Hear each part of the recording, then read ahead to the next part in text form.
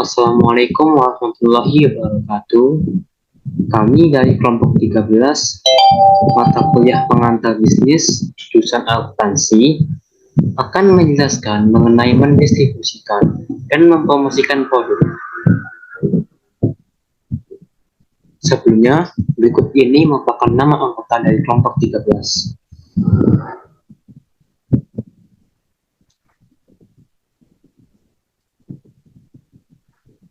Dan ini merupakan materi yang akan dibahas pada video kali ini.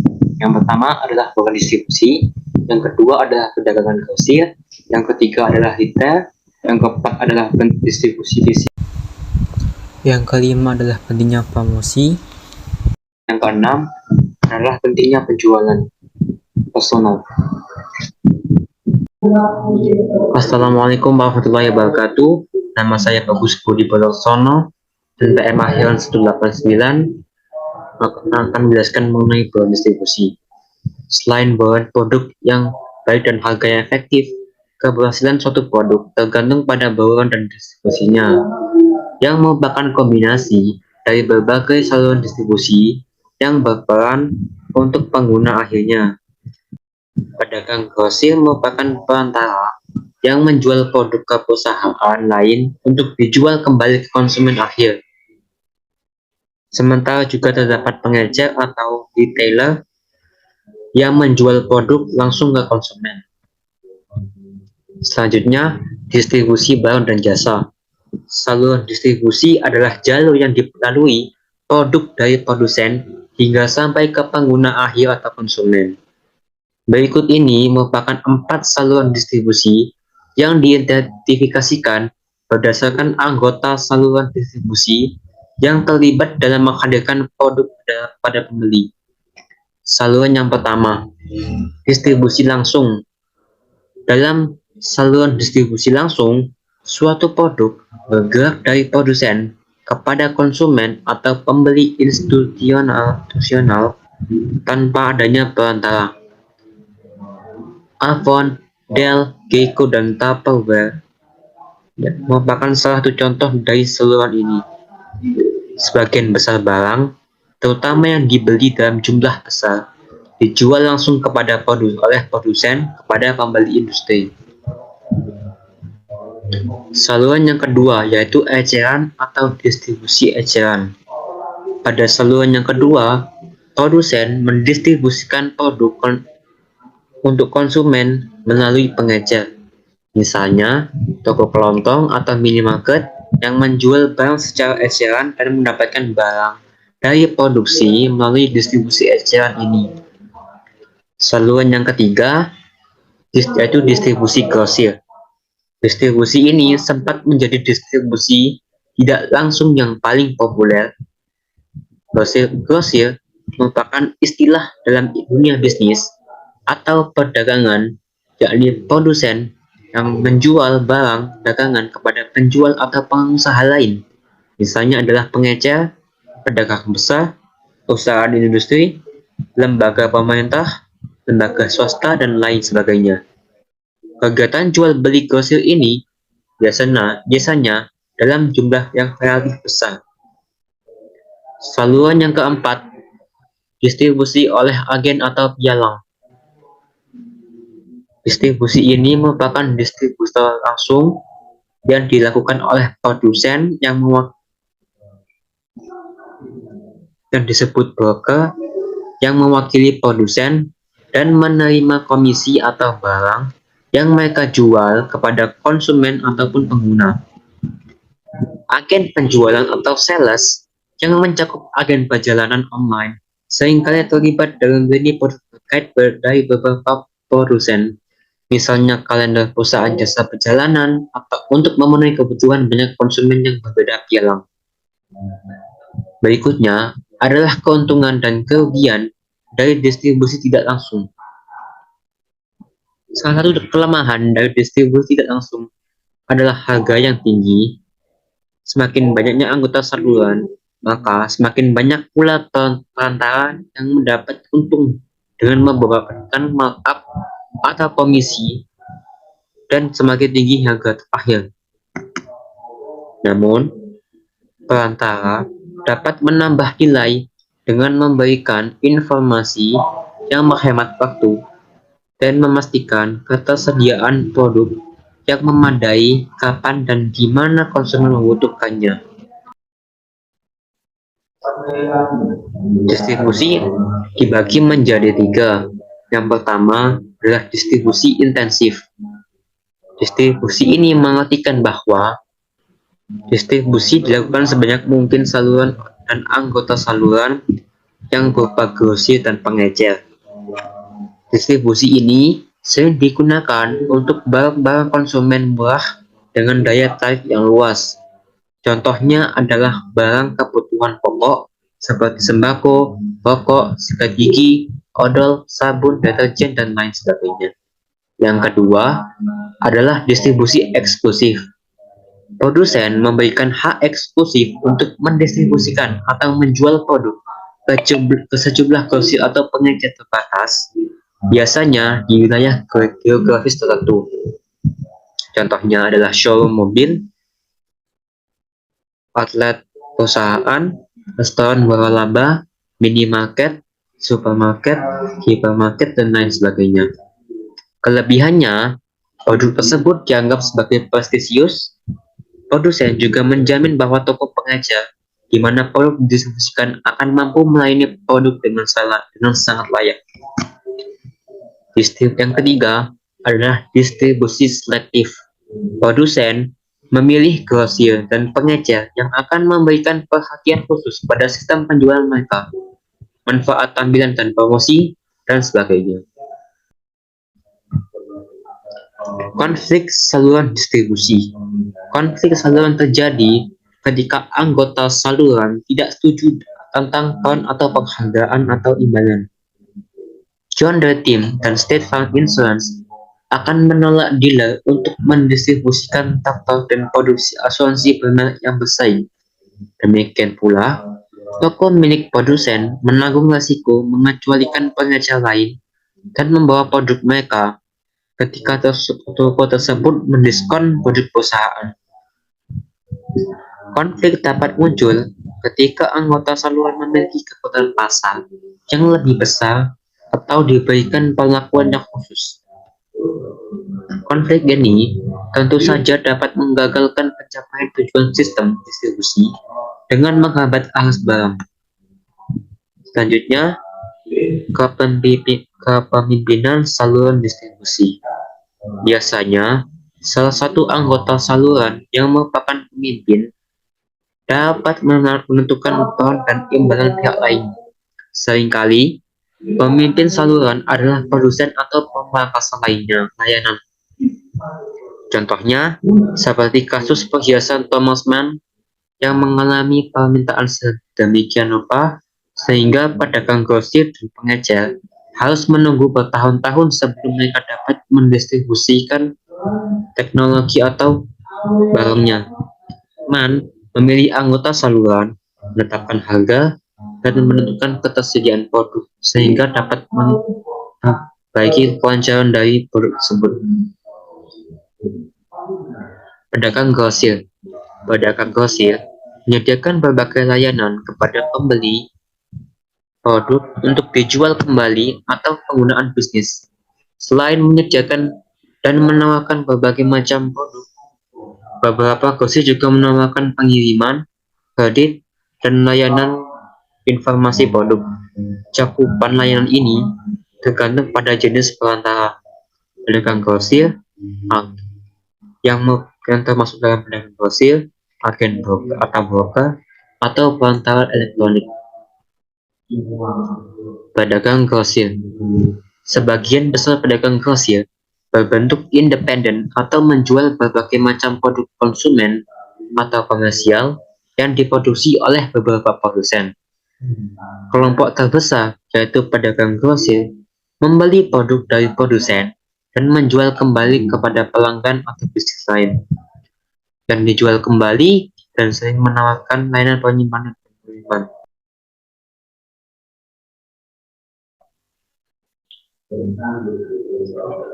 Pedagang grosir dibagi menjadi dua, yaitu pedagang grosir jasa penuh dan pedagang grosir dengan fungsi terbatas. Pedagang grosir jasa penuh yang merupakan yang terdapat 20% dari semuanya pedagang grosir menyediakan layanan yang lengkap, termasuk kredit, konsultasi pemasaran, dan layanan perdagangan. Sedangkan pedagang grosir dengan fungsi terbatas menyediakan lebih sedikit layanan, terkadang hanya menyediakan layanan penyimpanan. Agen dan pialang. Agen dan pialang, termasuk e-agen, bertindak sebagai perwakilan penjual independen untuk produk perusahaan. Mereka menerima komisi biasanya sekitar 4-5% dari penjualan bersih. Tidak seperti grosir, agen dan pialang atau broker tidak menyimpan persediaan. Sebaliknya, mereka bertindak sebagai perantara penjualan bagi produsen dan penjual yang tidak memiliki tenaga penjualan sendiri. Nilai yang dibawa oleh dealer dan broker ini terletak pada pemahaman mereka tentang pasar dan komoditas yang diperdagangkan. Lalu ada hadirnya e-intermediary, kemampuan e-commerce untuk menyatukan jutaan konsumen dan bisnis di berbagai lokasi telah mengubah jenis dan peran perantara. Perantara online adalah saluran distribusi grosir di internet yang melakukan salah satu atau kedua fungsi berikut. Yang pertama, ia menjual informasi tentang penjual dan mengungkapkan informasi itu kepada konsumen. Yang kedua, mereka membantu menghadirkan produk secara online kepada pembeli. Selanjutnya, sindikat seller atau penjual kolaboratif. Penjual kolaborasi terjadi ketika satu situs web menawarkan komisi ke situs web lain untuk merujuk pelanggan, seperti iklan dalam suatu web. Contohnya adalah Expedia.com dan Dolaran Akal. Shopping agent atau agen pembelian elektronik membantu pelanggan secara online dengan mengumpulkan dan mengkategorikan informasi. Meskipun mereka tidak memiliki produk, mereka tahu situs web dan toko mana yang harus dikunjungi. Mereka memberikan perbandingan harga yang akurat, mengidentifikasi fitur produk, dan membantu konsumen menyelesaikan transaksi dengan memberikan informasi pengiriman dalam format yang mudah digunakan sekaligus. Yang terakhir adalah pialang B2B. Perantara e-commerce yang menyediakan layanan online bernilai tambah kepada pelanggan bisnis. Misalnya, proses penetapan harga antara pembeli dan penjual produk B2B dapat dialihkan ke perusahaan online seperti MediaBiz.com. Sebagian perantara harga untuk layanan peringkatan, MediaBiz menghubungkan pembeli massal layanan periklanan dengan vendor potensial yang memberikan layanan kepada klien industri. Assalamualaikum warahmatullahi wabarakatuh. Perkenalkan, nama saya Alifiah Krotul Ain dengan NPM 184. Di sini saya akan menjelaskan tentang retail. Terdapat lebih dari 5 juta toko eceran atau retail di seluruh Amerika Serikat. Lebih dari setengah peritel di Amerika Serikat, porsinya hanya meraup 10% dari seluruh penjualan retail.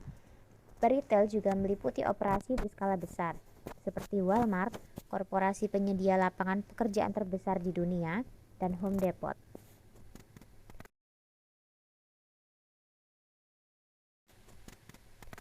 Jenis-jenis toko retail konvensional.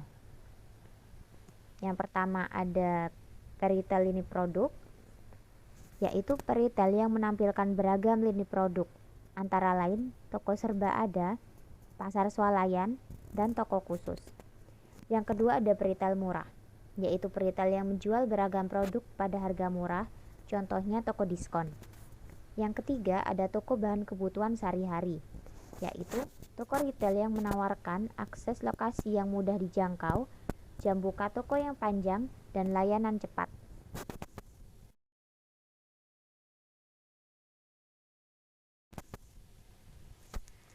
Ada juga yang disebut dengan retail non-toko dan retail daring. Retail non-toko yaitu sebagian dari peritel terbesar menjual seluruh atau sebagian besar produk mereka tanpa mendirikan toko konvensional. Pada retail non-toko, terdiri dari retail respon langsung, yaitu bentuk retail non-toko di mana perusahaan langsung berinteraksi dengan pelanggan untuk menginformasikan mereka mengenai produk dan menerima pesanan. Yang kedua ada pesanan via pos, yaitu bentuk retail non-toko di mana pelanggan memesan barang-barang pada katalog yang diterima melalui surat. Yang ketiga ada telemarketing, yaitu bentuk retail non-toko di mana panggilan telepon digunakan untuk menjual langsung kepada pelanggan. Dan yang terakhir ada penjualan langsung, yaitu bentuk retail non-toko yang dicirikan oleh penjualan dari rumah ke rumah. Sedangkan retail daring sendiri yaitu penjual menginformasikan, menjual, dan mendistribusikan produk pada konsumen melalui dunia maya. Selain perusahaan besar, jutaan bisnis kecil di dunia juga memiliki situs web tersendiri. Pada retail daring terdiri dari yang pertama ada katalog elektronik. E-katalog menggunakan pajangan produk yang ditujukan di dunia maya untuk memberikan akses instan dan informasi produk langsung kepada pelanggan retail dan bisnis. Yang kedua ada electronic storefront dan cyber mall, yaitu setiap situs web penjual merupakan electronic storefront, di mana pembelanja mengakses informasi mengenai produk dan peluang pembelian, melakukan pesanan, dan membayar.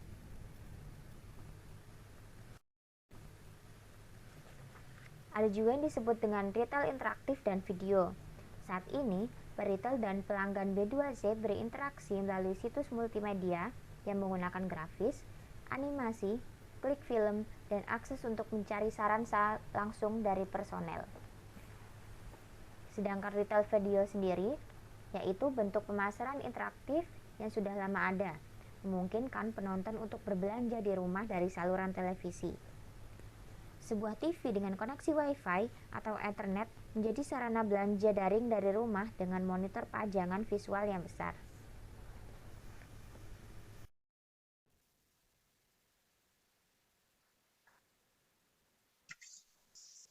Saya Vidya Dwi Yulia dari NPM 176.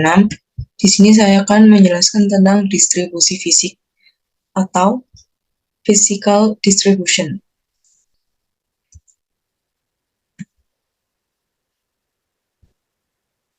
Distribusi fisik di sini adalah kegiatan yang dibutuhkan untuk memindahkan produk secara efisien dari produsen ke konsumen.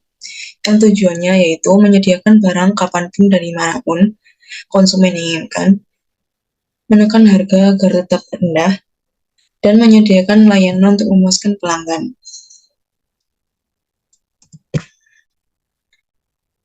Kegiatan utama dalam distribusi fisik yaitu ada dua, yaitu yang pertama ada operasi pergudangan atau warehouse.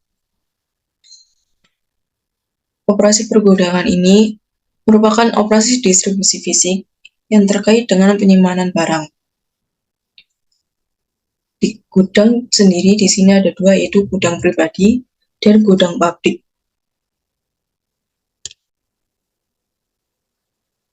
Yang pertama ada gudang pribadi atau private warehouse.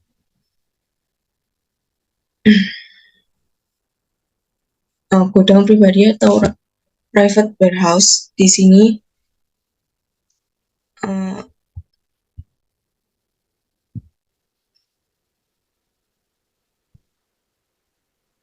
yaitu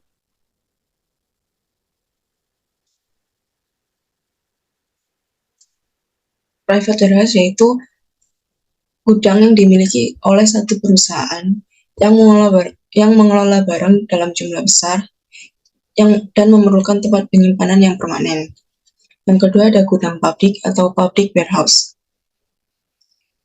Gudang ini dimiliki dan dioperasikan secara mandiri dan juga disewakan ke perusahaan yang memerlukan tempat simpan. Biasanya ini digunakan selama musim sibuk ya. Yang kedua ada operasi transportasi. Ini terkait dengan pemindahan satu produk fisik ke suatu tempat ke tempat yang lain Ini juga mempertimbangkan sifat dasar dari produk itu sendiri, dan juga jarak tempuh, kecepatan diambil, dan juga kebutuhan serta keinginan dari pelanggan. Contohnya, yang pertama ada truk, yang kedua ada moda transportasi udara, transmisi daring, ini biasanya buat produk-produk digital, dan juga angkutan air, ada kereta api, dan juga jalur pipa, ini biasanya buat barang dalam bentuk cairan atau gas. Distribusi melalui rantai pasokan sebagai strategi pemasaran. Pada saat ini, banyak perusahaan yang beralih dari rantai pasokan yang mengandalkan distribusi sebagai ujung tombak dari strategi bisnisnya. Pendekatan ini mensyaratkan penilaian, perbaikan, dan pengintegrasian keseluruhan aliran kegiatan, termasuk hulu, perdagangan grosir pegudangan, transportasi, pengiriman, dan layanan tindak lanjut yang terlibat dalam pembinaan produk dari produsen kepada pelanggan. Sebab selanjutnya akan dilanjutkan oleh teman saya. Sebelumnya perkenalkan, saya Nela Nafaza Kumala, NPM 197. Kali ini saya akan menyampaikan materi tentang pentingnya promosi.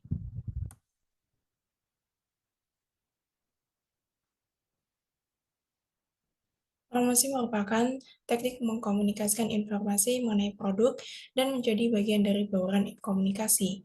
Tujuan dari promosi adalah meningkatkan penjualan, serta untuk mengkomunikasikan informasi, memposisikan produk, menambah nilai, dan pengendalian volume penjualan.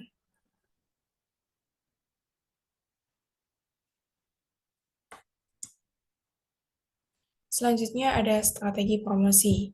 Ada dua jenis strategi promosi. Yang pertama ada strategi tarik, yaitu strategi promosi yang dirancang untuk menarik minat konsumen yang akan meminta produk dari Parital. Contohnya adalah perusahaan farmasi menggunakan iklan langsung ke konsumen atau direct to consumer advertising untuk mengajak konsumen agar secara agresif membeli suatu produk ketimbang menunggu hingga dokter menyarankan produk tersebut. Yang kedua ada strategi dorong, yaitu strategi promosi yang dirancang untuk mendorong pedagang grosir atau Parital untuk memasarkan produk kepada konsumen. Dengan menggunakan strategi dorong atau push strategi, perusahaan memasarkan produknya ke pedagang, grosir, dan Parital yang kemudian mengajak pelanggan untuk membelinya. Contohnya adalah Brunswick Corp menggunakan strategi dorong untuk mempromosikan perahu pesiar Bayliner yang mengerahkan promosinya pada penyalur dan mempengaruhi mereka agar memesan lebih banyak persediaan. Sekarang, banyak perusahaan besar yang memadukan strategi tarik dan dorong. Contohnya adalah General Mills yang membuat iklan untuk menciptakan permintaan konsumen dengan menggunakan strategi tarik atas sereal sarapannya. Pada saat yang bersamaan, perusahaan tersebut juga mendorong pedagang grosir dan Parital untuk membeli produk persediaannya.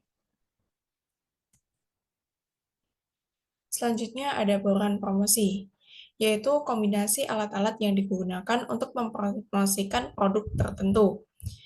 5 alat promosi yang paling berpengaruh dalam pemasaran adalah iklan, penjualan personal, promosi penjualan, pemasaran langsung atau interaktif, dan publisitas serta hubungan masyarakat.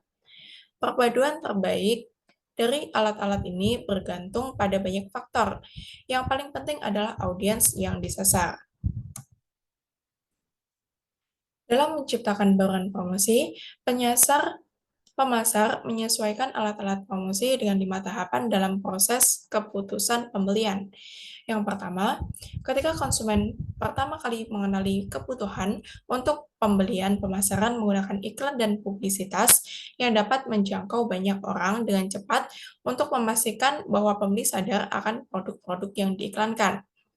Yang kedua, saat konsumen mencari informasi mengenai produk yang tersedia iklan dan penjualan personal dengan metode penting untuk mengedukasi mereka.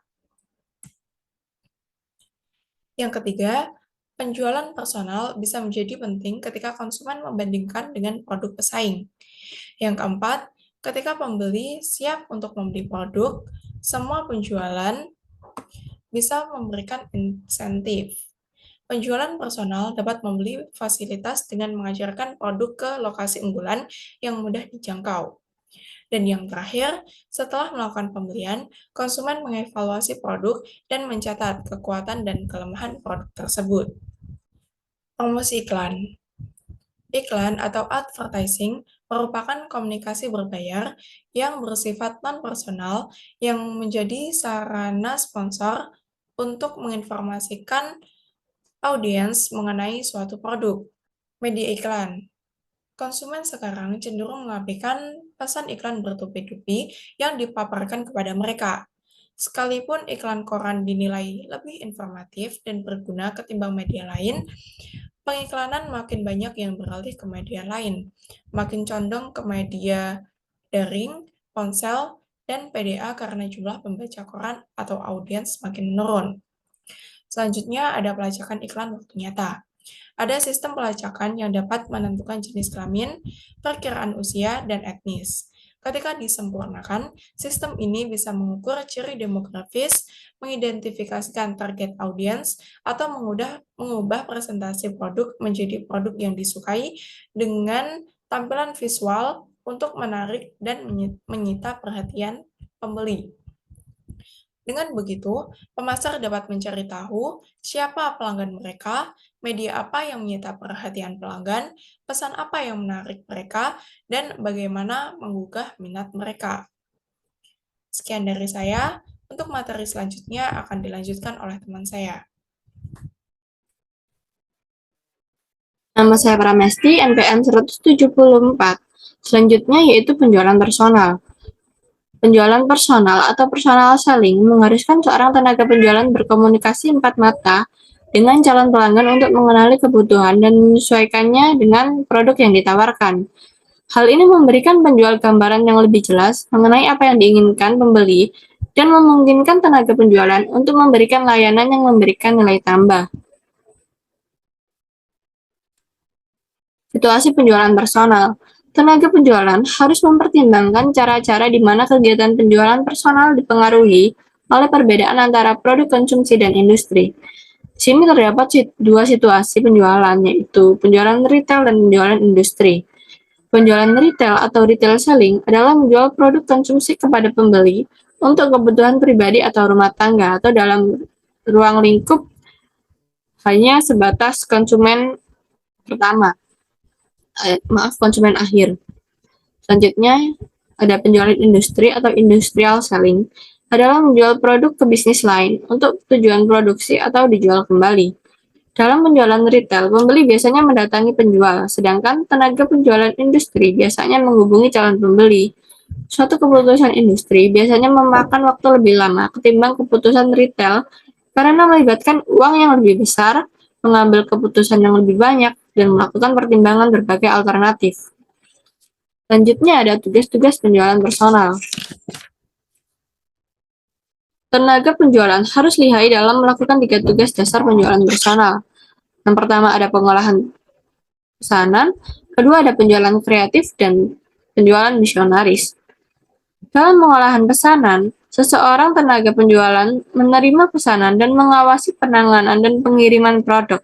Tenaga penjualan pesanan keliling yang menghubungi pelanggan tetap untuk mengecek persediaan, seringkali adalah pengolah pesanan.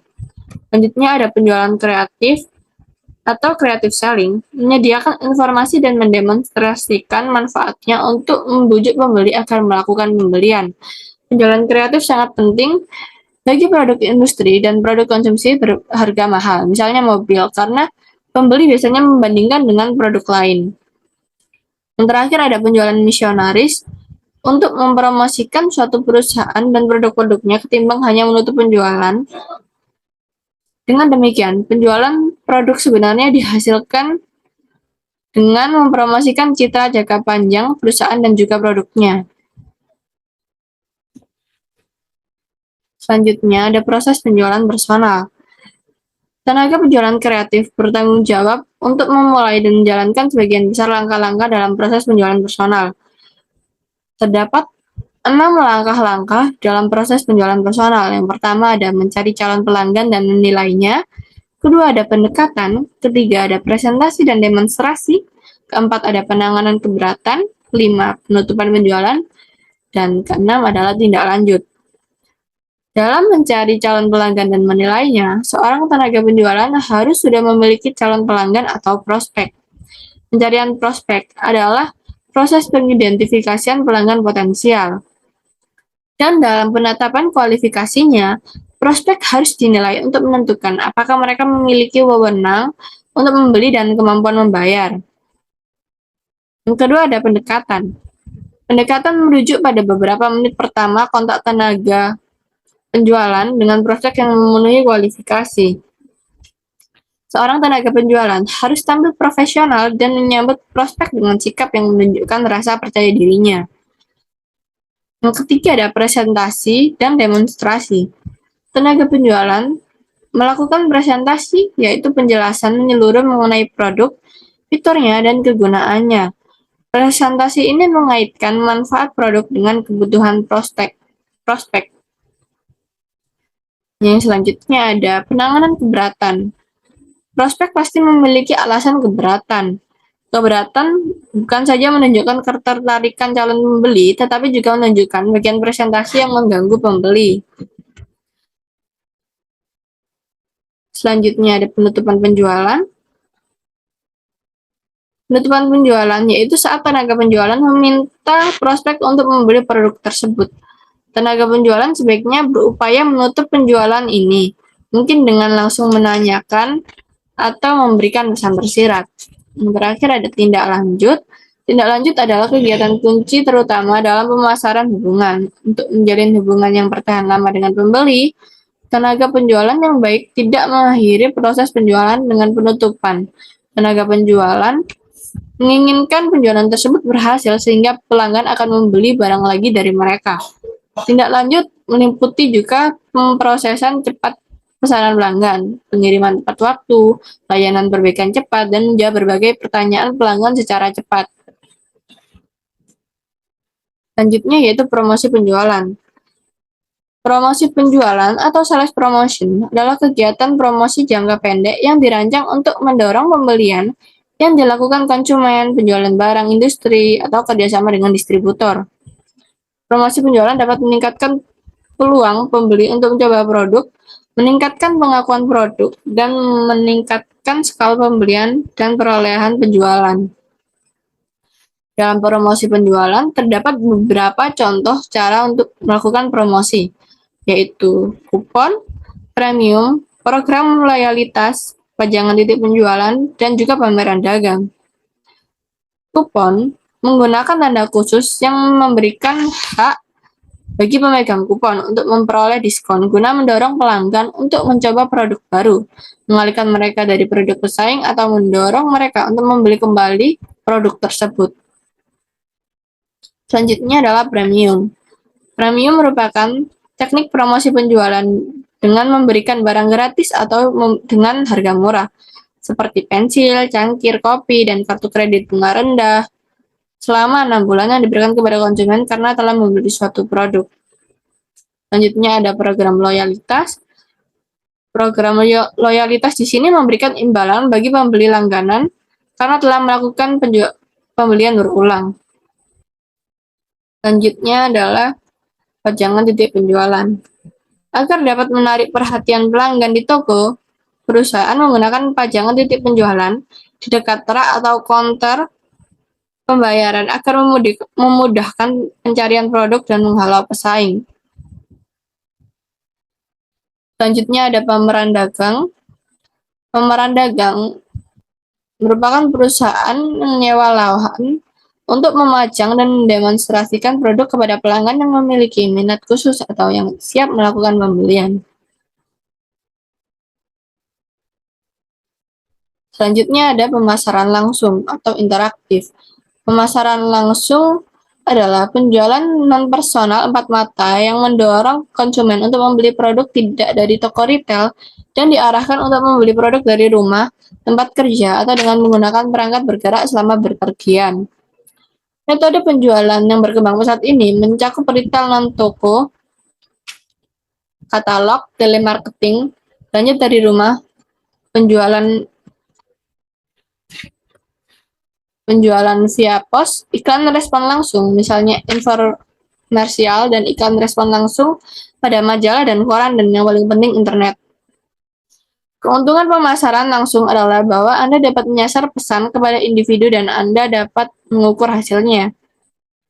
Internet telah memperkaya metode pemasaran langsung tradisional, terutama pos surat, dengan menggunakan pemasaran berizin atau permission marketing, yaitu bentuk surel yang menunjukkan bukti bahwa konsumen telah mengizinkan perusahaan untuk mengontak mereka.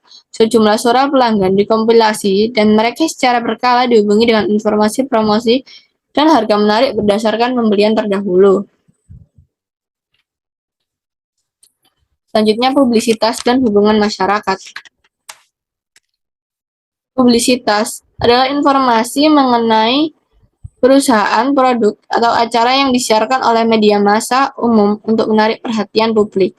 Meskipun publisitas gratis, pemasar tidak memiliki kendali atas konten media yang telah disebarkan oleh wartawan dan penulis. Dan karena ditampilkan dalam format berita, konsumen seringkali menganggapnya objektif dan juga kredibel. Berkebalikan dengan publisitas, hubungan masyarakat atau public relation adalah informasi yang dipengaruhi perusahaan bertujuan untuk membangun itikat baik dengan masyarakat dengan cara mempublikasikan kontribusi amal perusahaan. Misalnya, berhadapan dengan situasi yang kurang mengenakan.